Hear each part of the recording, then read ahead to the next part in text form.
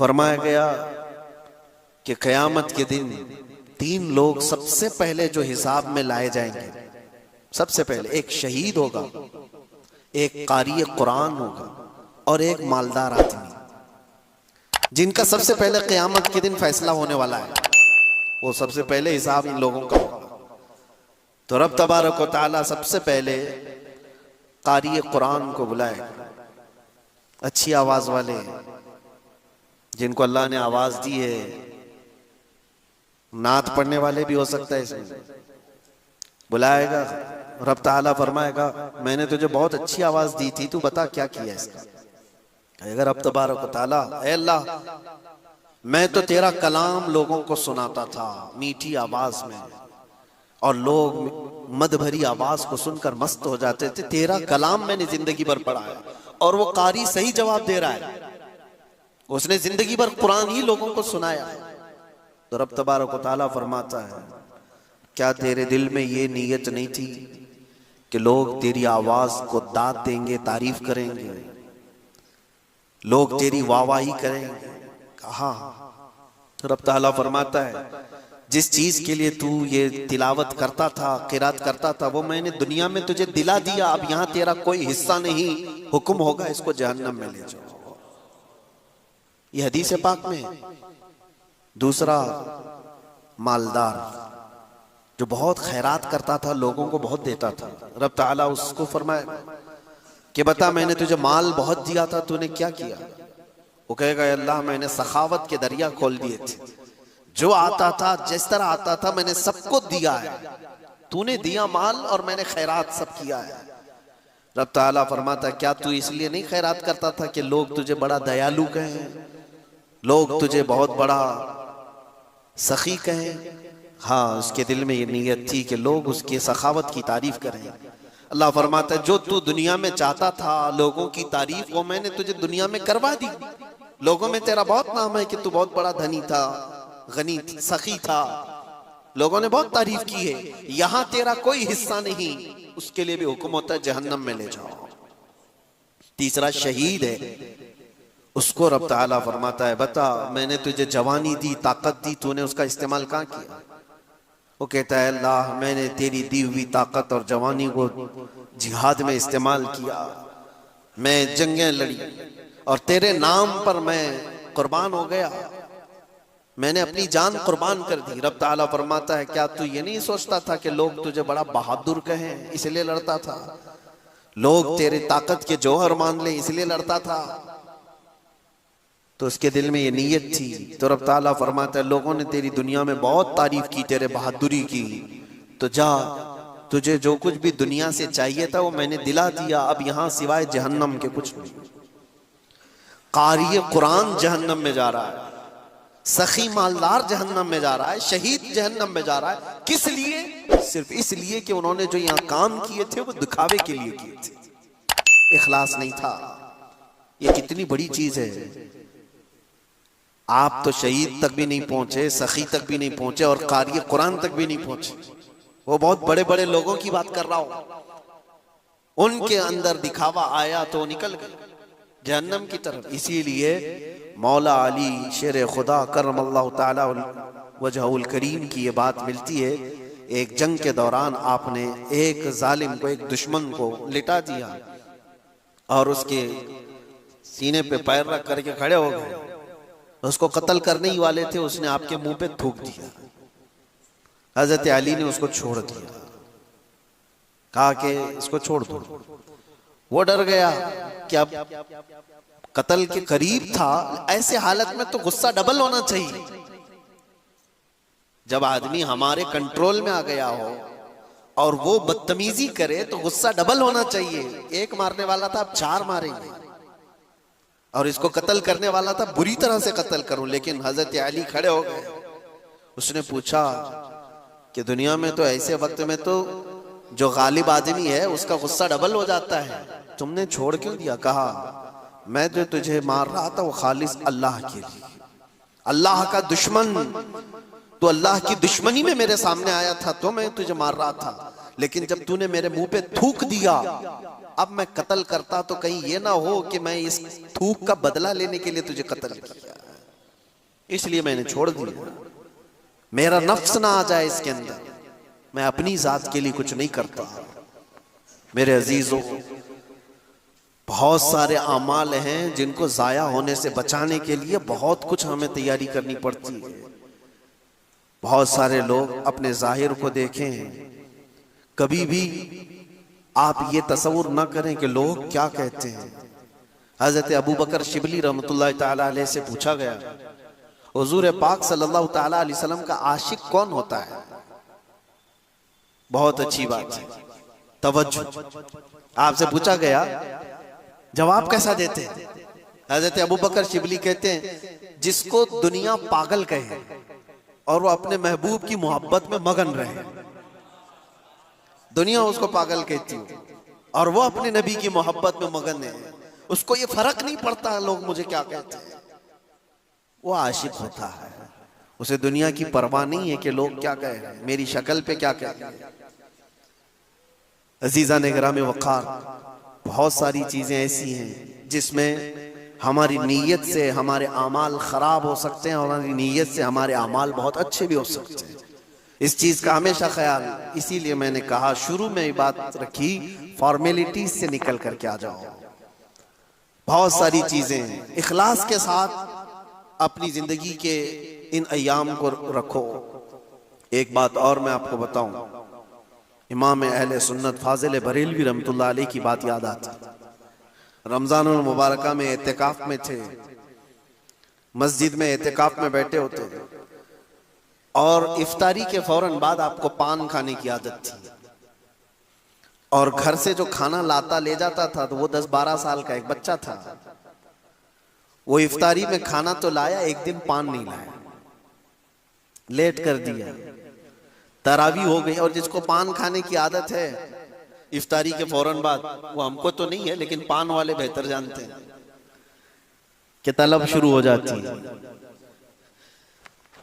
तो हो सकता है थोड़ी देर ना मिले तो दिमाग में बहुत सारी चीजें आने लगती हैं।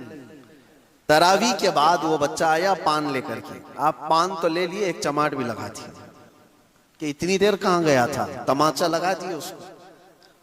ये तो घर में चलता रहता है, क्या हम अपने बच्चों को नहीं मारते? कोई अगर ताखीर किया या कोई चीज हुई तो डांट डपट या थोड़ा सा मारना, ये तो नॉर्मल चीज है, चलती है। वो बच्चा अपना सर रगड़ते हुए भाग गया। लेकिन इमाम अहले सुन्नत फाजिल बरेलवी रहमतुल्लाह अलैह, वो आशिक रसूल, पान खाने के बाद बेचैनी बढ़ गई और इतनी बेचैनी के मस्जिद में टहलने लग गए, इधर से उधर, उधर से इधर। आपके शागिर्द हैं मलिकुल उलमा ज़फरुद्दीन रहमतुल्लाह अलैह, वो मस्जिद में थे। उन्होंने आकर के पूछा आला हजरत से कि क्या आप किसी चीज के तलाश में हैं, क्यों इतनी बेचैनी? आला हजरत ने कहा वो बच्चा कहाँ गया जो पान लाया था। कहा क्यों, क्या बात है? कहा उसको ढूंढ के ले आओ, उसको ढूंढ के ले आओ, मैंने नाहक उसको मार दिया। अल्लामा ज़फरुद्दीन रहमतुल्लाह अलैह फरमाते हैं कि ये भी तो कोई बात है, वो खादिम है आपका, खानदानी खादिम है, उसके घर से सारे लोग खिदमत करते हैं। आला हज़रत ने कहा नहीं, वो बच्चा जहां भी उसको ढूंढ के लाओ। कहते हैं कि सबको ढूंढने पर लगा दिए लेकिन बच्चा कहीं मिला ही नहीं। रात भर आला हज़रत मस्जिद में सोए नहीं, एतिकाफ में थे, टहलते रहे टहलते रहे। जो आए पूछे मिला वो नहीं। सहरी का वक्त हुआ तो फिर तोशादान लेकर के घर से वो लड़का आ गया, खाना लाने ले जाने की जिम्मेदारी थी। सहरी के वक्त में वो अपने मजे में था, वो अपनी धुन में था। वो आया, जैसे आया अल्लामा ज़फरुद्दीन रहमतुल्लाह अलैह फरमाते हैं ऐसा लगा कि आला हजरत को जिंदगी की कोई बहुत बड़ी चीज मिल गई।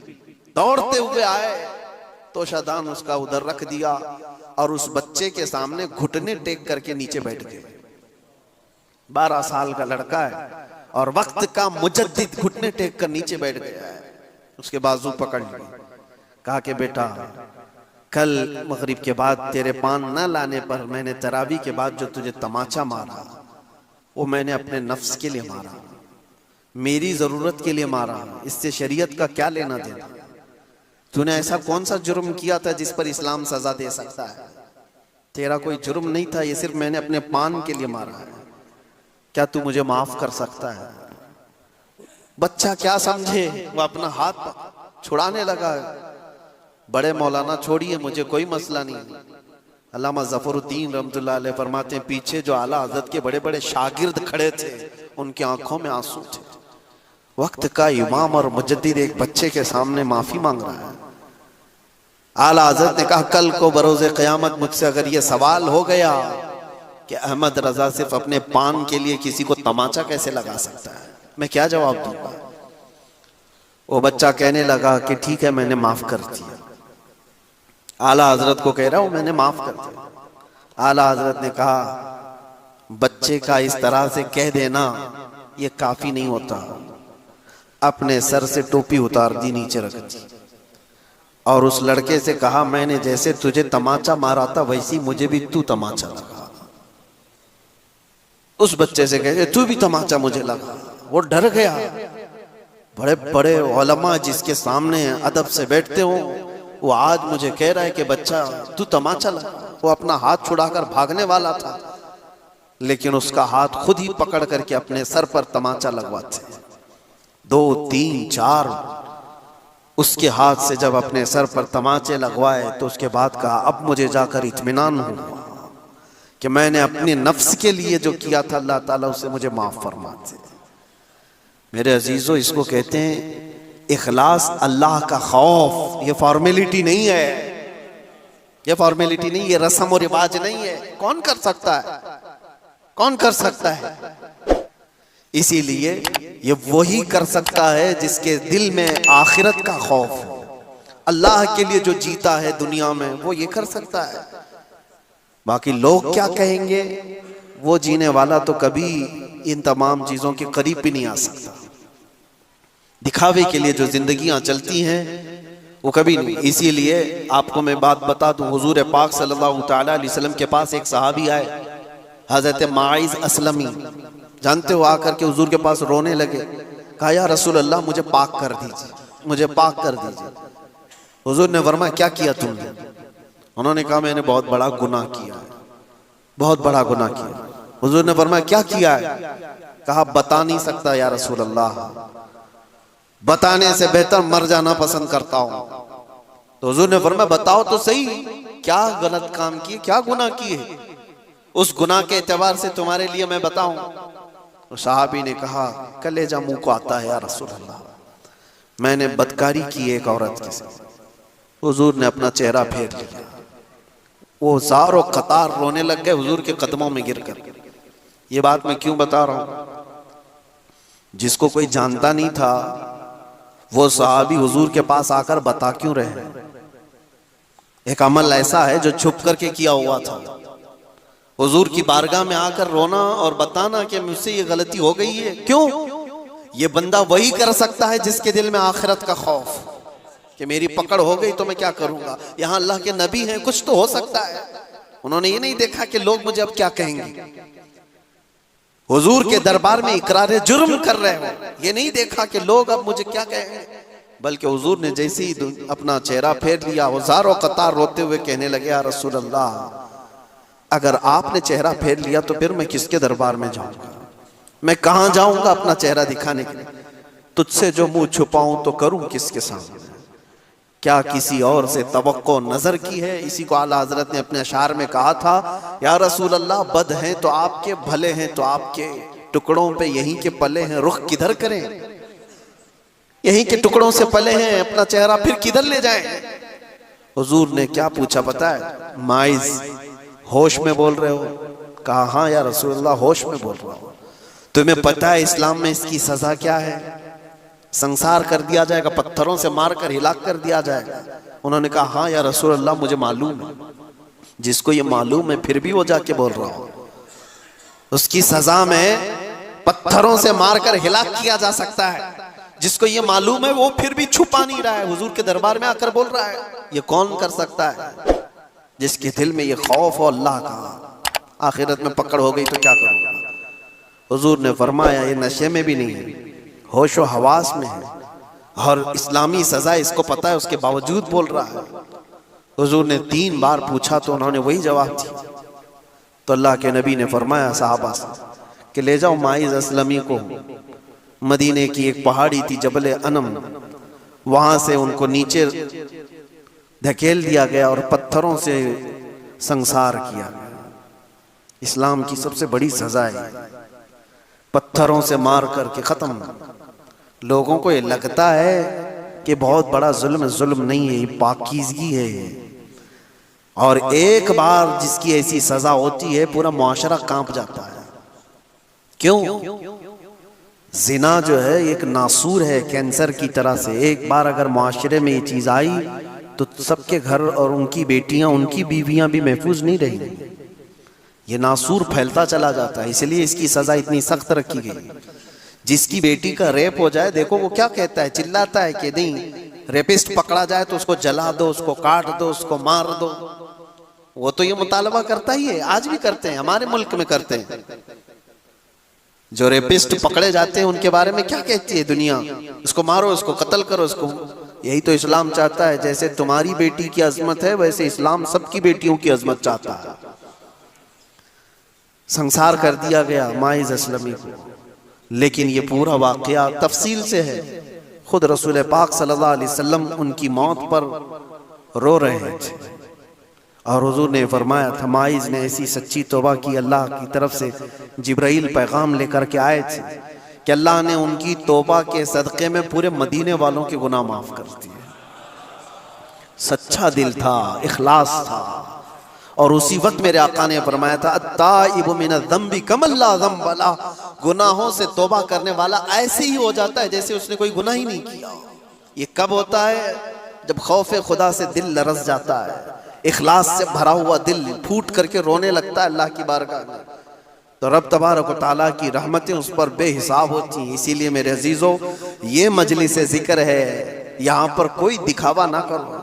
यहाँ ये तस्वुर करो कि मैं सिर्फ अल्लाह के बुलावे पर आया हूँ, वो मुझे देख रहा है, बस इतना काफी है। बहुत सारे दरबारों में खड़े हुए होंगे, बहुत सारी जगहों पर तुम्हें भी खड़े होने का इत्तेफाक हुआ होगा, लेकिन अल्लाह की बारगाह में इस तस्वुर के साथ खड़े होकर के देखो एक बार कि मुझे कोई देख नहीं रहा है, सिर्फ मेरा रब देख रहा है। मैं हूं और मेरा खुदा है। ये इखलास लेकर आओ, ये दिल के अंदर ये प्यूरिटी लेकर के आओ। और देखो आज दौर ऐसा आ गया है कि हमारी आंखें अब सूख गई हैं। न खौफ खुदा से कभी रोती, न कब्र के अजाब से कभी लरजते हैं, न आखिरत का डर हमें कभी सताता है।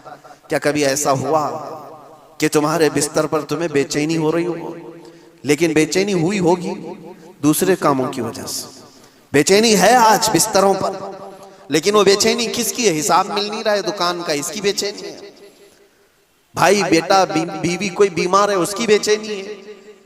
कोई चीज चोरी हो गई, उसकी बेचैनी है। माल में खसारा ना हो जाए, उसकी बेचैनी है। हिसाब किताब में बहुत बेचैनियां हैं।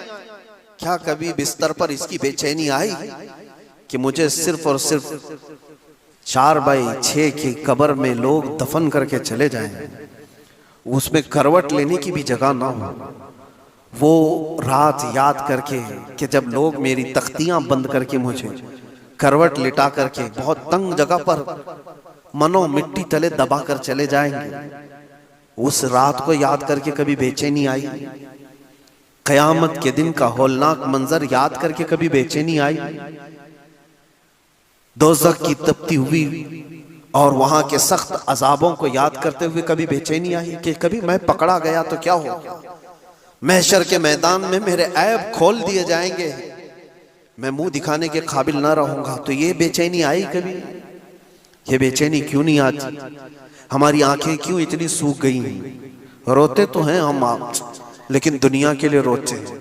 सच बता रहा हूं मेरे अजीज, तुम्हारे घर में किसी को कुछ हो जाए तो रोना आता है तुम्हारे बेटे को कोई तकलीफ हो तो रो लेते हो, बीवी को कुछ तकलीफ हो तो रो लेते हो। ये सब दुनिया है। और कुरान ये कहता है, यौम ला यनफ़उ मालुन वला बनून, वो दिन तो ऐसा होगा जब तुम्हारा माल भी तुम्हें कुछ नफा नहीं देगा, तुम्हारे बेटे भी नहीं नफा देंगे। जिनके लिए रोते हो ना आज, हमारी आंखें रोती हैं। मैंने देखा है कई लोगों को बिजनेस में बहुत बड़ा खसारा हो गया है तो बेचैन होकर रोने लग गए, किनारा हो गए। उनकी बेचैनी ऐसी है कि दिल थमता नहीं है नुकसानों को याद करके।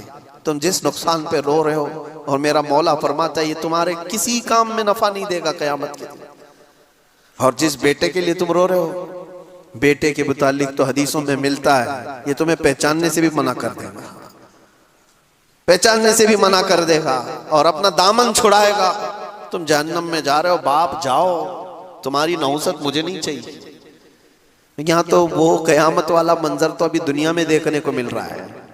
यहाँ तो बेटे जिंदगी में ही बाप से दामन छुड़ाते हुए भाग रहे हैं। वहां क्या होने वाला है? दुनिया के लिए हमारी आंखें रोती रही। ये सब बातें इसलिए मैं अर्ज कर रहा हूं कि हमारी बेचैनी दुनिया के लिए, हमारा रोना दुनिया के लिए, जिसकी वजह से दिल हमारा सख्त हो गया, दिल सख्त हो गया। और इसी वजह से इतनी हजारों तकरीरें, हजारों मजलिसें किसी के काम नहीं आती। हमारी दुआएं क्यों नहीं जा रही? फिलिस्तीन के लिए रोते हैं हम, दुआएं करते हैं, हमारी दुआएं क्यों नहीं जा रही? इज्तिमाई तौर पर लोग दुआएं करते हैं। इखलास पैदा करो मेरे अजीजों, इखलास पैदा करो। बहुत रो लिया हमने दुनिया के लिए, लेकिन क्या तुमने कभी ये चीज सुनी है हदीस पाक में? मेरे मुस्तफ़ा करीम सल्लल्लाहु ताला अलैहि वसल्लम के पास कोई दुनिया नहीं थी। एक मशकेज़ा, खजूर के छाल का बिस्तरा, हाथ का तकिया। जब हुजूर सो करके उठते थे तो आपके जिस्म पर रस्सियों के निशान हुआ करते थे। और हुजूर पाक सल्लल्लाहु अलैहि वसल्लम की 10 बीवियों के घर बने थे मदीने तैयबा में, मस्जिद नबवी के पास। और किसी भी घर का कोई दरवाजा नहीं बना था, सबके पर्दे लटके हुए थे। और जिस घर में भी हुजूर जाते थे तो छत सर से लगती थी। ये घर थे हुजूर के, ये दुनिया हुजूर के पास थी। लेकिन कसम रब्बे जुल जलाल की, मेरे आका के मुतालिक जितने भी सहाबा बयान करते हैं, पूरी जिंदगी हुजूर ने कभी एक मर्तबा भी दुनिया की फिक्र में हुजूर को रोते नहीं देखा। हम गरीबों के फिक्र में हुजूर को रोजाना रोते हुए देखा। इस उम्मत के लिए मेरे आका को रोते हुए अक्सर देखा साहबा ने, दुनिया के लिए कभी नहीं। और जिस रसूल पाक सल्लल्लाहु ताला अलैहि वसल्लम ने रात रात भर इस गुनहगार उम्मत के लिए रोए, आज उम्मत का यह हाल है कि उस नबी को याद करने के लिए हमने तो दिन मुकर्रर करके रखे, मीलाद में याद कर लेंगे, हमने तो दिन मुकर्रर करके रखे हुए। क्या ये उम्मत की तरफ से ये सिला हो सकता है? रोजाना दिन और रात के 24 घंटे भी उस नबी को याद करो तो कम है हमारे लिए। उनका एहसान है। दिलों की ये खुश्की, दिलों की ये सख्ती हमें यहाँ पर लाई है। इखलास पैदा करो, दिल के अंदर नरमी पैदा करो, फॉर्मेलिटीज से निकल कर क्या हो। और यकीनन मेरे अजीजों, एक शायर ने बहुत अच्छी बात कही थी, दिल पर वो बात लगती है हमारे। तूफान नूह लाने से ए चश्म क्या फायदा। बहुत अच्छी बात कही। तूफान नूह लाने से ए चश्म क्या फायदा, 2 बूंद ही बहुत है अगर तुझको असर करे। और उसी को ये भी कहा गया है दूसरे शेर में, अगर मैं कहूं, दिल से जो बात निकलती है असर रखती है, पर नहीं मगर ताकते परवाज रखती है, पर नहीं ताकते परवाज मगर रखती है। दिल से जो बात निकलती है वो बारे इजाबत से टकरा जाती है। आपको पता है एक साहबी थे, अल्लाह तबारक व तआला के महबूब कैसे होते, वो दिल से अल्लाह ताला को चाहने वाले ऐसे साहबी हुजूर पाक सल्लल्लाहु ताला अलैहि वसल्लम की बारगाह में ऐसे मुलाजमत के साथ रहते थे। सब कुछ छोड़ दिया था, ऐश इशरत कोई चीज नहीं थी, खालिस अल्लाह की मोहब्बत। लेकिन इत्तेफाक ऐसा हुआ उनके साथ कि उनकी बहन का किसी दूसरे खानदान के साथ कुछ झगड़ा हो गया, लड़ाई हो गई। इनकी बहन ने सामने वाले को कुछ मारा तो उसके दांत टूट गए, और बदले में दांत के बदले दांत। वो खानदान वाले हुजूर के पास आए फैसला करवाने के लिए, या रसूल अल्लाह सल्लल्लाहु अलैहि वसल्लम, इनकी बहन ने हमारे घर में हमारी बहन को मारा है जिससे दांत टूट गए, क्या होना चाहिए? तो हुजूर पाक सल्लल्लाहु ताला अलैहि वसल्लम फरमाया, क्या ऐसा हुआ है? कहा तो फिर बदले में तो ये हो सकता है कि उनके घर वाले इनकी बहन के दांत तोड़ देंगे। इस साहबी ने जोश में आकर क्या कहा पता है? अल्लाह की कसम मेरी बहन के दांत नहीं टूटेंगे। क्या कहा? अल्लाह की कसम मेरी बहन के दांत नहीं टूटेंगे। कहा क्या किस यकीन के साथ अल्लाह की कसम खा रहे हो? ये इस्लाम का कानून है, अल्लाह की कसम मेरी बहन के दांत नहीं टूटेंगे। वो उठ करके चले गए, क्योंकि दिल के अंदर ऐसा जोश था जिसमें बोल दिया उन्होंने। बाद में लोगों ने उनको समझाया कि अल्लाह की कसम खा करके तुम कह रहे हो क्या इस्लाम के खिलाफ जाओगे, इस्लाम के खिलाफ जाओगे, कानून के खिलाफ जाओगे? कहा नहीं नहीं नहीं, लेकिन मेरे दिल से निकल गई बात। हुआ इत्तेफाक कि वो दूसरे खानदान वाले आए हुजूर के पास, आ करके उन्होंने कहा या रसूल अल्लाह सल्लल्लाहु अलैहि वसल्लम, हम बदला नहीं चाहते, कुछ फिदिया दे करके उनको छोड़ देना चाहते। सामने वाले खुद राजी होकर के आए, वो आए और इनसे कहा कि नहीं, हम बदले में दांत नहीं तोड़ेंगे, कुछ फिदिया लेकर के, कुछ दियत लेकर के छोड़ देना चाहते हैं। ये साहबी खुश हो गए, हुजूर के पास जिब्राइल अमीन आए, ये वाकया क्यों हुआ था। उस पर हुजूर पाक सल्लल्लाहु अलैहि वसल्लम ने एक बात फरमाई जो बुखारी शरीफ में मौजूद है। अल्लाह के नबी फरमाते हैं, कुछ बंदे ऐसे हैं बिखरे बालों वाले, परागंदा चेहरे वाले, धूल में अटे हुए, लेकिन अगर वो अल्लाह की कसम कर दें किसी चीज पर तो अल्लाह उनकी कसम पूरी कर देता है। लव अक़समू अलल्लाहि ला बर्रा, अगर वो अल्लाह को कसम दे दें किसी बात की, अल्लाह उनकी कसम की लाज रखता है, उनकी कसम पूरी कर देता है। ये कौन लोग हैं? ये वो इखलास के बादशाह हैं, खालिस रब के लिए जीते हैं, अल्लाह के लिए जीते हैं। और इसीलिए मेरे आका ने फरमाया, मन कान लिल्लाहि कान अल्लाहु लहू, जो अल्लाह का हो जाता है अल्लाह उसका हो जाता है। बस इस तरह की जिंदगी पर अपने आप को ले आओ, दुनिया के सारे झमेलों से अपने आप को निकालो, अल्लाह के हो जाओ, अपने आप को उसकी तरफ उसके हवाले कर दो। फिर देखो, ये भी बात किसी शायर ने सच्ची कहा है, खुदी को कर बुलंद इतना कि हर तकदीर से पहले खुदा बंदे से खुद पूछे, बता तेरी रजा क्या है। वो मकाम लाने के लिए बंदे को अपना आप सब हवाला करना होगा रब ताला की बारगाह में। अपने आप को हवाला कर दो अल्लाह की बारगाह में। दो बहुत बड़े बुजुर्ग हैं, ये आखिरी बात मुस्लिम शरीफ के शरह में इमाम नववी रहमतुल्लाह अलैह ने इनका जिक्र फरमाया।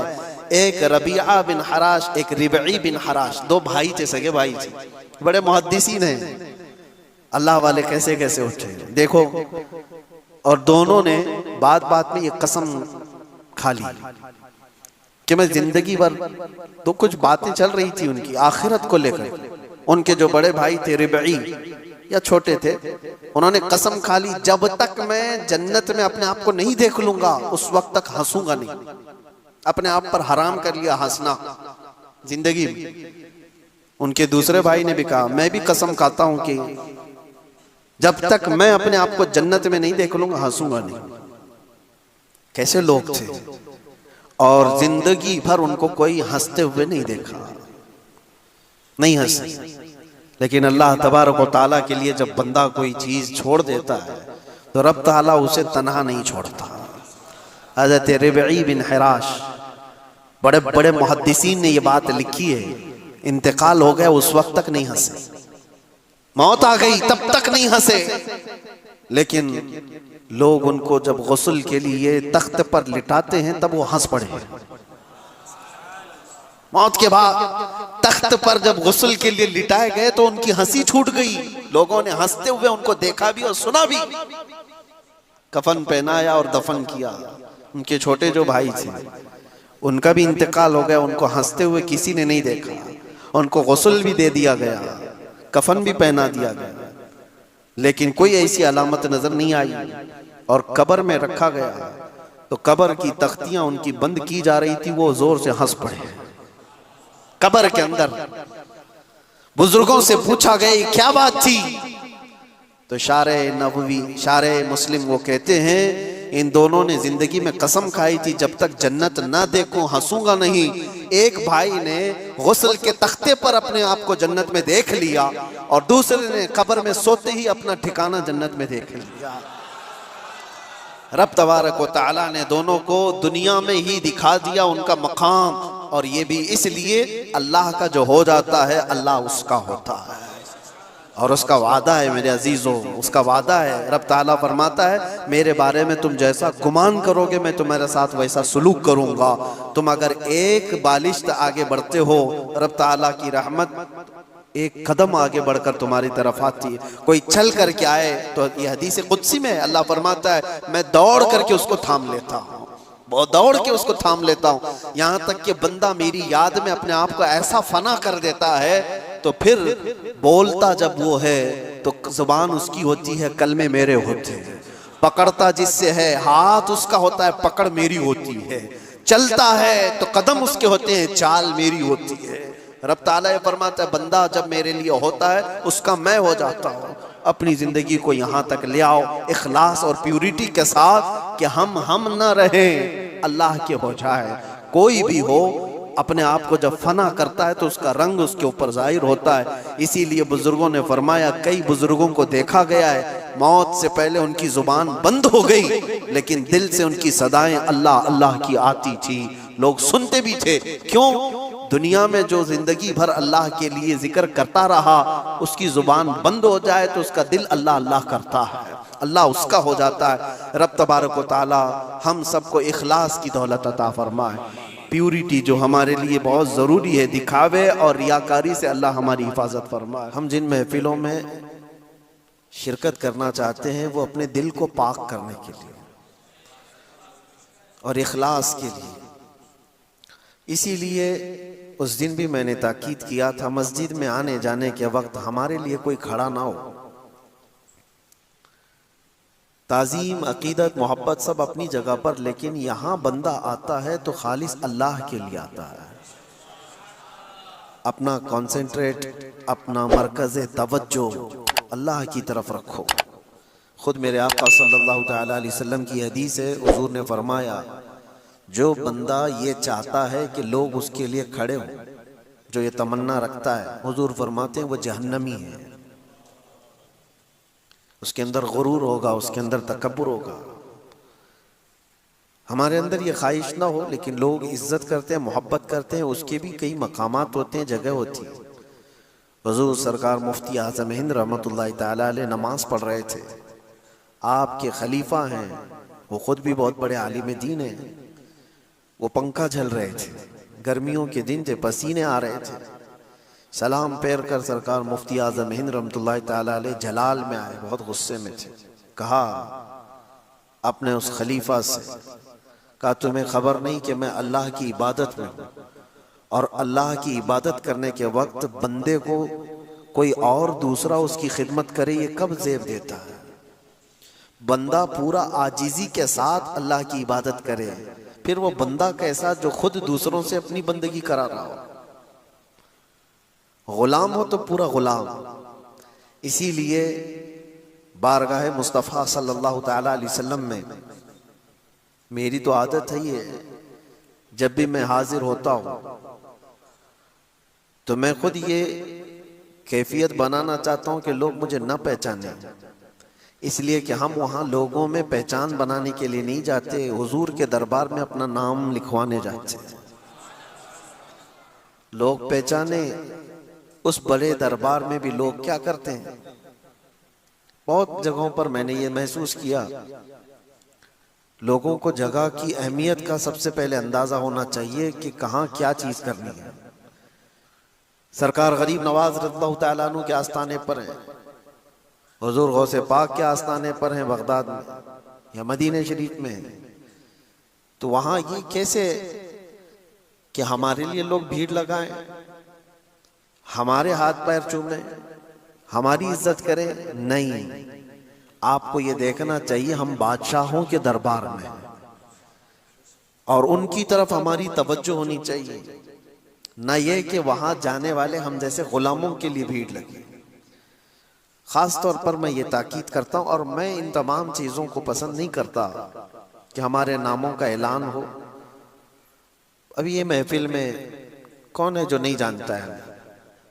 सब पहचानते ही हैं, सब जानते हैं। इसमें मजीद नाम के साथ लंबा चौड़ा ऐलान करने की जरूरत नहीं है, ये फॉर्मेलिटी कहलाती है, ये रस्म है।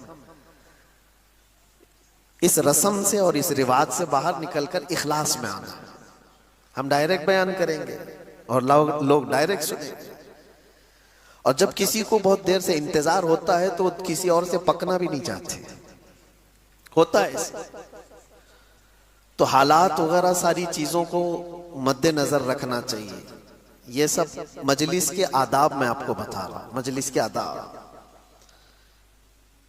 और ख़ास तौर पर हुजूर पाक सल्लल्लाहु ताला अलैहि वसल्लम के दरबार, बहुत अच्छी नात पाक उन्होंने पढ़ी है, सरकार मुफ्ती आज़म हिंद की नात जिसमें तज़मीन। लेकिन मेरी गुजारिश सिर्फ ये होगी कि नात की महफिल का रंग ऐसा होना चाहिए कि लोगों के दिलों में रिक्कत पैदा हो, दिल के अंदर रिक्कत पैदा हो और हुजूर पाक सल्लल्लाहु अलैहि वसल्लम की कसरत से याद आने लग जाए, वही असल में नात है।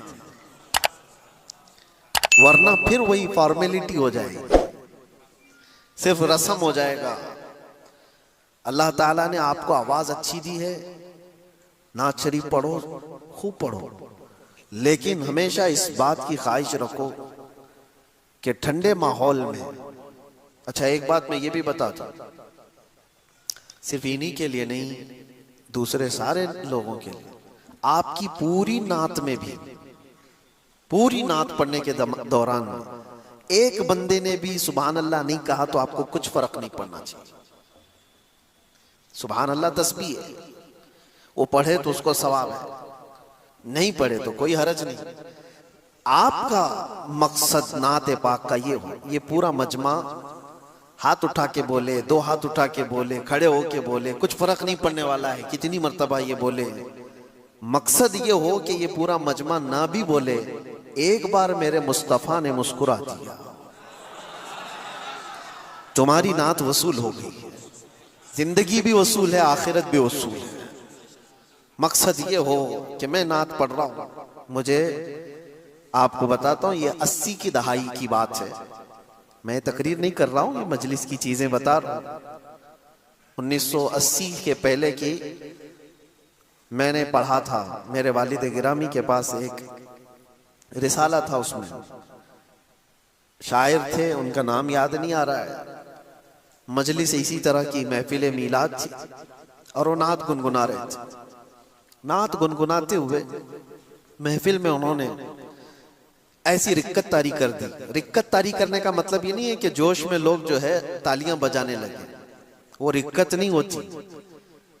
कुछ लोग जाहिर सी बात है गुनगुनाएं या फिर कुछ गाएं तो लोगों के अंदर जोश पैदा होता है, उठने का, उछलने का, कूदने का, तो उसको रिक्कत नहीं कहते। रिक्कत किसको कहते हैं? जिसके अंदर आदमी को अपने गुनाहों पर शर्मिंदगी होने लग जाए, उसके आंखों से आंसू निकलने लग जाए, वो रिक्कत है। वो शायर थे नागपुर के, उन्होंने महफिल में नात पढ़ना शुरू किया तो मिसरा कुछ ऐसा था कि मेरे नजर में एक सामने खाने काबा है और 2 हाथ के फासले पर गुंबद खजरा है, मैं दरमियान में हूं। मिसरे का मैं मफहूम बता रहा हूं। तो कहते हैं इधर मैंने देखा, फिर इधर की याद आई, इधर मैंने देखा, इधर की याद आई। वो मक्का और मदीने के दरमियान की कैफियत अपने शेर में बता रहे थे। एक शेर को उस शायर ने 18 मरतबा पढ़ दिया।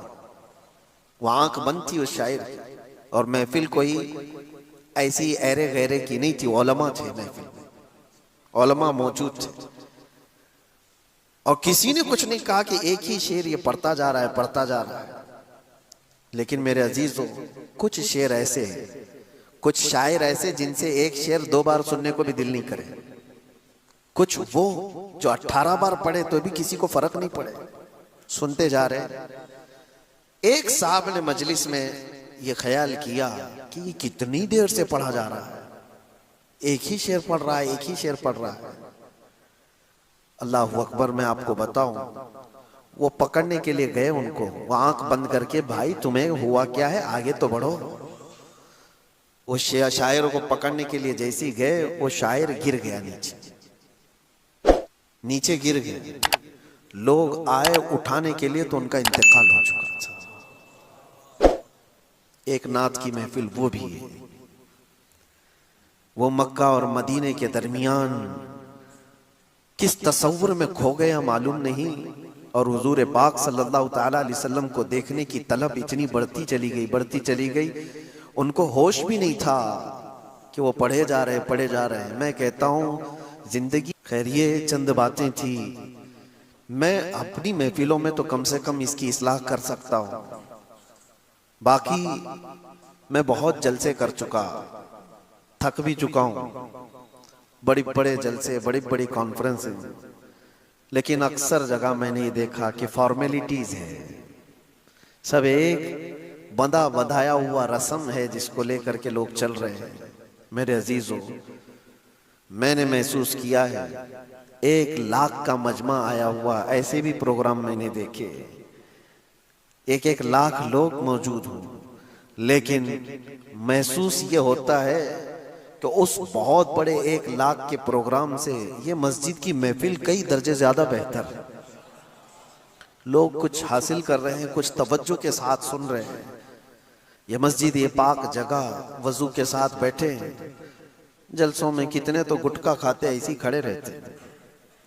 उन लोगों को ये एहसास भी, गुटखा खा करके सुनने वाले तो सुनने ही है, ऊपर जो बैठे हैं वो भी घिस रहे होते हैं।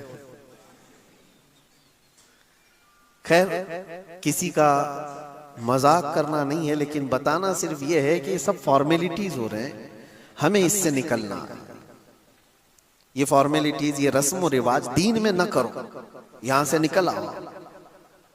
आपको मैं बताऊं, प्रोटोकॉल जिसको कहते हैं ना, जब भी कभी किसी दूसरे मुल्क का कोई प्रधानमंत्री आए या कोई प्रेसिडेंट आए तो उसके कुछ प्रोटोकॉल होते हैं, उसको वहां से गुजारा जाता है, ऐसी सलामी दी जाती है, ऐसा कालीन बिछाया जाता है, वो चाहे 10 बार भी आए तो उसके साथ वही किया जाता है।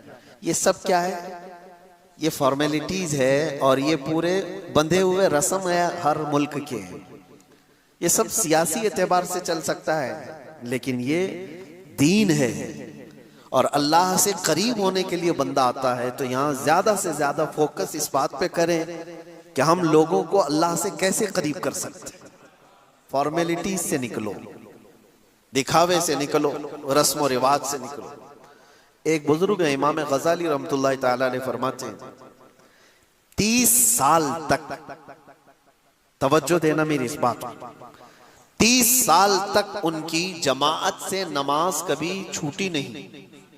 इतना ही नहीं, एक भी नमाज जमात से उन्होंने तर्क नहीं किया 30 साल तक। सिर्फ जमात नहीं, तकबीर ओला भी फौत नहीं हुई थी।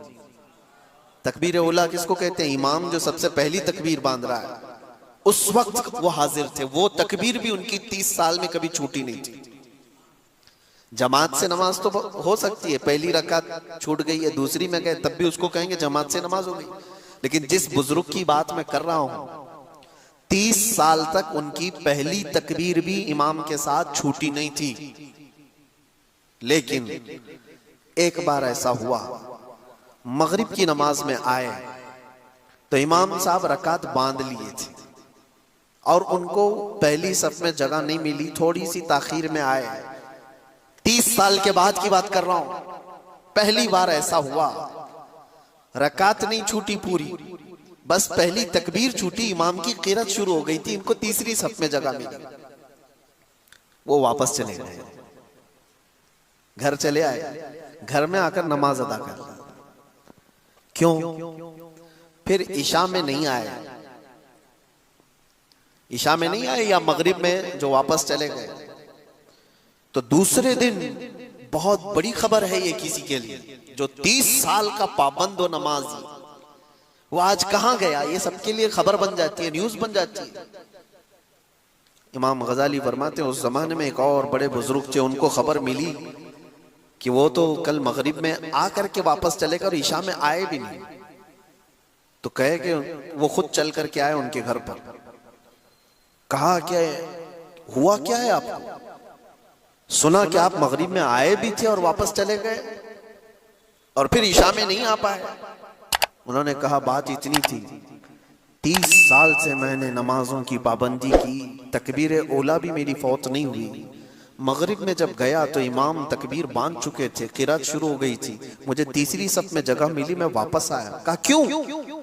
कहा सारे लोग मुझे देखकर क्या कहते हैं कि 30 साल से जिसकी कभी पहली तकबीर नहीं छूटी वो आज पीछे रह गया, मुझे शर्मिंदगी हुई, मुझे शर्म आने लग गई, इसलिए मैं वापस आ गया। फिर ईशा में कहा लोग क्या बोलते कि इतने सालों तक जो पाबंदी किया हुआ ऐसा कैसे पीछे हो गया?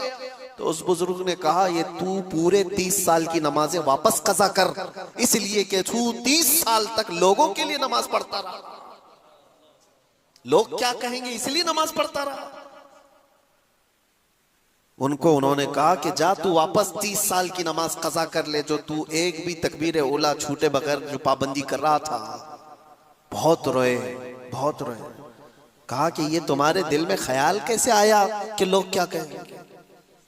मेरे अजीजों, इसी को कहते हैं 30-30 साल तक भी अगर ऐसी पाबंदी करोगे कि लोगों का अपना स्टेटस बरकरार रखने के लिए लोगों की नजर में, तो इसको कहते हैं फॉर्मेलिटी। तुमने इखलास के साथ नहीं किया है।